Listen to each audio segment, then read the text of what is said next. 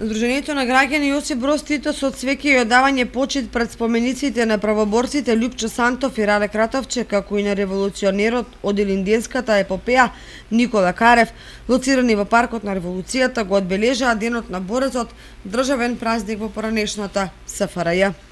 Групата следбеници на Титовиот пат на тој начин ја продолжуваат традицијата која Сдруженијето ја негува десетина години, мотивирани од најдобриот период за кој знаат. Сдруженијето на граѓани Јосип Броз Тито од Кочани, како секоја година и оваа година, им одава почит на борците кои што за нашата слобода ги дадоа и своите животи.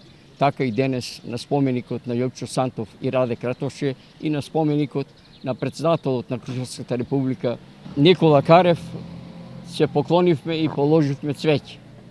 Иначе,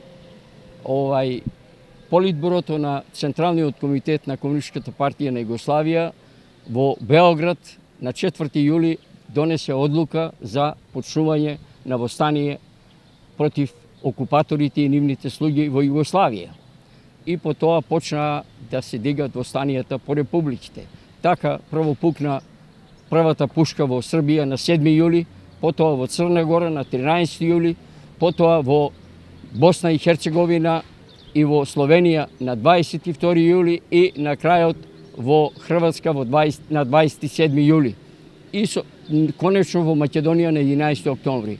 Со тоа целиот југословенски народ се крена против германските окупатори и нивните слуги и после 4-годишна крвава борба и ја ослободи Југославија, чии денес благодети ние како македонци ги уживаме, бидејќи Македонија беше во склопот на Југославија, а сега е самостојна држава.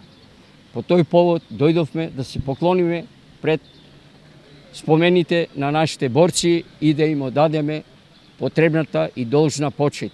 Првиот човек на Сдруженијето Трајче Трендов во секоја ваква прилика се прашува дали ако не беше Тито, денеска ќе ја имавме државата, независноста и слободата, имајќи ги во предвид сите историски процеси, балкански превирања и политики на големите сили.